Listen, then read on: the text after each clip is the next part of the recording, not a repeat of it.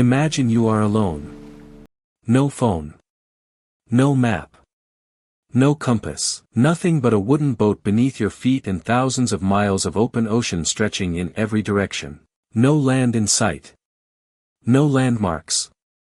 No roads. Just endless black water, and above you, a sky full of stars. Now imagine you are not lost. Imagine you know exactly where you are. This is not science fiction. This is not magic.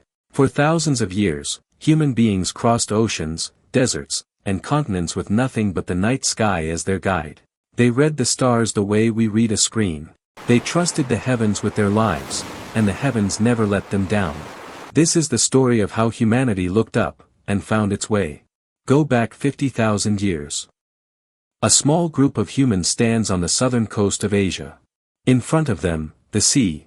Behind them, everything they have ever known. And somewhere out there, across the dark water, is something new. Another world. They had no proof it existed. No one had ever come back with a map. But they went anyway. These were the first great navigators in human history. And the question that has puzzled historians and scientists for decades is simple: how did they do it? There were no instruments, no technology, no written charts. But there was something that had been above their heads every single night of their lives. The stars. Early humans noticed something profound, something that took centuries to fully understand. The stars moved. But they moved predictably.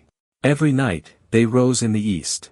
They crossed the sky in slow, graceful arcs. And they set in the west. Always. Without fail. Some stars never moved at all. They hung in the sky like fixed lanterns, anchors in the darkness. And the most important of these, the one that barely moved even as the whole sky turned around it, became the most powerful navigation tool the ancient world ever had. We call it the North Star, Polaris. No one person discovered it. No single civilization claimed it. It simply was, a constant, a truth, a guide that belonged to every human who ever looked up. Ancient Egyptians used it.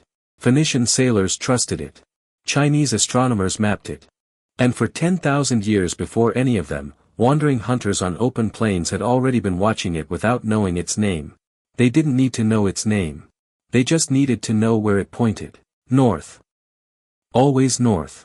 Around 3,000 years ago, a civilization emerged along the eastern coast of the Mediterranean Sea. They were traders, sailors, risk-takers. The Phoenicians. They built ships that could withstand the open ocean. They traded glass, cedar wood, and purple dye across the known world. But their greatest achievement, the one that changed civilization forever, was their willingness to sail at night. Every other maritime culture of the ancient world hugged coastlines. They sailed by day, guided by landmarks and shallow shores. When the sun went down, they stopped. They anchored. They waited. Not the Phoenicians. They looked up. They learned to use Polaris, what they called the Phoenician star, to hold their heading through the darkest hours of night. They could sail straight lines across open water while every other sailor was asleep on a beach. This gave them something more valuable than any cargo they could carry: speed. They reached places no one else could reach. They opened trade routes that connected Egypt to Spain, Greece to North Africa. And they did it all by reading the sky. Ancient Greek historian Herodotus wrote of them with something close to awe. He described sailors who kept the Bear, meaning Ursa Major, the constellation we know as the Big Dipper, always on one side of their ship, night after night, crossing seas that others feared to touch. But star navigation was about much more than just finding north. The sky was a clock. The position of constellations told sailors what season it was, what latitude they were at, how far they had traveled from home. The Pleiades, a small cluster of stars, rose just before sunrise in spring, signaling the beginning of the sailing season in the Mediterranean. When they disappeared below the horizon in autumn, every sailor knew it was time to come home.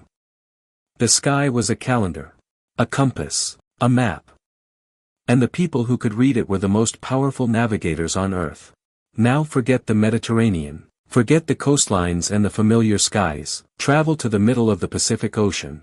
2,000 years ago, a group of people began doing something that modern scientists once thought was impossible. They crossed the largest ocean on Earth, not accidentally, not by drifting, but deliberately, purposefully, using nothing stars, waves, wind, and the deep knowledge passed down through generations. The Polynesians. They sailed from island to island across square kilometers of open water. They discovered Hawaii, Easter Island, New Zealand. Islands separated by thousands of miles of open sea. They reached South America and came back.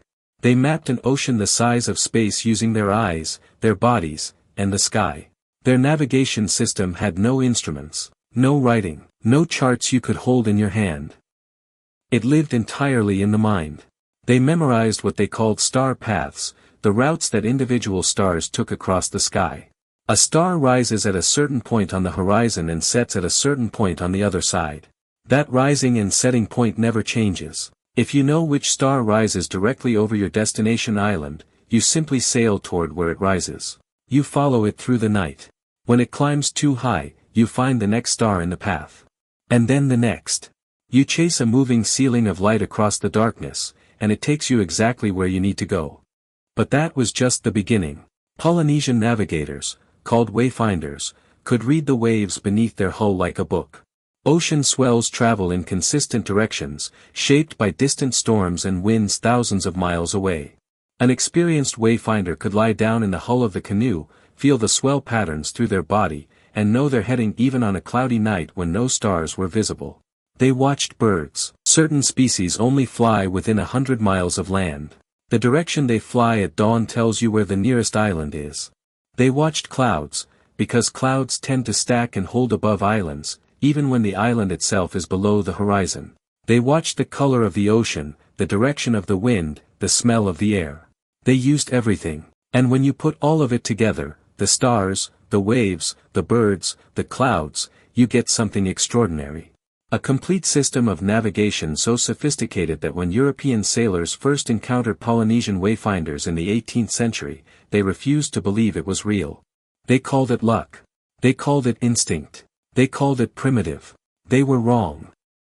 It wasn't primitive. It was ancient genius. And it had guided people safely across the world's greatest ocean for 2,000 years before a single European knew the Pacific existed. In the ancient world, star navigation was art. It was memory. It was feeling. Then came the instruments. Around 150 BCE, Greek astronomers began developing a device that could do something remarkable. It could measure the exact angle of a star above the horizon. This device went through many forms and many names across many centuries. But we know it by one, the astrolabe. The astrolabe was a flat, circular disc of bronze. On one side, it showed a map of the stars. On the other, it had a rotating arm you could point at any star or the sun. By measuring the angle, a navigator could determine their latitude, exactly how far north or south of the equator they stood. For the first time in human history, navigation became mathematical. Islamic scholars in the 9th and 10th centuries refined the astrolabe into a masterwork of precision. In Baghdad, in Cordoba, in Alexandria, astronomers made instruments of breathtaking accuracy. They measured the positions of hundreds of stars. They wrote tables, calculated angles, mapped the entire visible sky with patient, devoted genius. These tools and this knowledge passed into the hands of European sailors just in time for something world-changing, the age of exploration. Columbus crossed the Atlantic in 1492. Vasco da Gama rounded Africa and reached India in 1498. Magellan's crew sailed all the way around the world by 1522. None of it would have been possible without the stars, and without the centuries of careful watching that had turned the night sky into a precise instrument. But there was still a problem. Latitude, how far north or south you are, was easy. Just measure the angle of Polaris, or the noon sun, and you know. But longitude, how far east or west you are, was the great unsolved mystery of navigation. And it killed thousands of sailors. Without knowing your longitude, you could drift east or west without knowing it. You might think you were steering safely around a cape, and instead sailed directly into a reef. Ships vanished. Entire fleets were lost. It was the greatest navigational crisis of the age of sail. The solution turned out to be time. If you knew the exact time at a reference point back home, and you compared it to the local time where you stood, measured by the position of the sun, you could calculate your longitude. Every hour of difference equaled 15 degrees of longitude. Simple in theory. Impossible in practice, until a Yorkshire clockmaker named John Harrison spent 40 years of his life building a clock that could keep perfect time even on a rolling, pitching ship, through heat and cold, through salt air and rough seas. In 1761, his timepiece, a masterwork of mechanical genius called the H4, was tested on a voyage to Jamaica. After 81 days at sea, it was off by less than 5 seconds. 5 seconds. In that moment, great problem of navigation was solved. Sailors now had both latitude and longitude. They had position. They had certainty. The oceans became, for the first time, truly knowable. The 20th century changed everything. Radio signals allowed ships to triangulate their position from land-based transmitters. Radar painted the sea and sky in real time. And then, in 1973, the United States military began launching a network of satellites into orbit, a system called the Global Positioning System. GPS. By the 1990s, it was available to anyone with a receiver. By the 2000s, it was in every phone. Today, there are 3 billion GPS devices active on Earth. Every delivery truck, every airplane, every rideshare car, every hiker with a smartphone. All guided by satellites that talk to each other in microseconds, triangulating position to within a few meters. We never look up anymore. And here is where the story turns quiet. Here is where it becomes something more than history. In 2013, the United States Naval Academy made a decision that stunned many people. They reintroduced celestial navigation as a required course for all midshipmen. Because GPS can be jammed, satellites can fail, electronics can be destroyed. And if everything modern collapses, the only thing left standing between a sailor and the darkness is exactly what has always been there. The stars. In the Pacific, a movement began in the 1970s to revive Polynesian wayfinding, the ancient art that had almost been forgotten forever. A master navigator named Maupielug, one of the last living practitioners of the old methods, taught a new generation how to read the sky. In 1976, a traditional Polynesian voyaging canoe called the Astrolabe sailed from Hawaii to Tahiti, 2,500 miles, guided by stars alone. No instruments, no GPS, no compass, just a man, a sky, and 2,000 years of unbroken human knowledge. When the Astrolabe arrived in Tahiti, 17,000 people were waiting on the beach. They wept. They cheered. Because what they were seeing was not just a boat. It was proof that something ancient and precious and almost lost had survived. It had not died. We are creatures who look up. From the very beginning, before we had language, before we had fire, before we had cities or wheels or any of the things we call civilization, we looked up. And the sky looked back. The stars didn't change. In 10,000 years of human history, Polaris has held its position. Orion rises in winter. The Pleiades signal spring. The same stars that guided a Phoenician sailor through the Mediterranean night guided a Polynesian wayfinder across the Pacific. The same stars that an Egyptian astronomer mapped in 2000 BCE are the same stars you see tonight when you step outside and let your eyes adjust. They are a thread. Unbroken. Running through all of human time.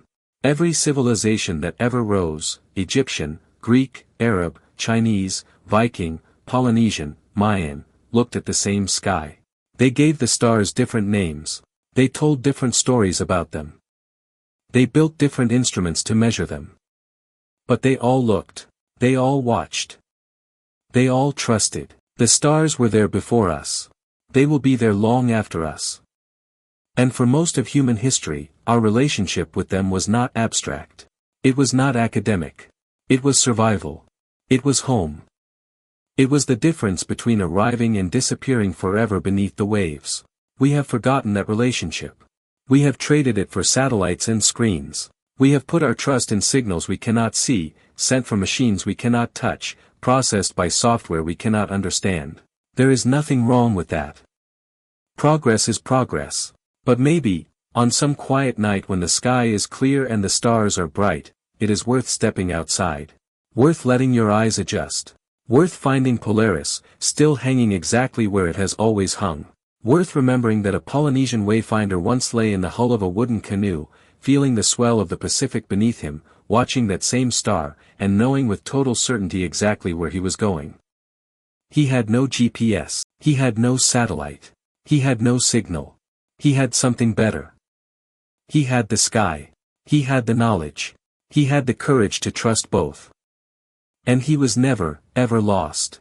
We didn't find our way despite the darkness. Found our way because of what burned inside it.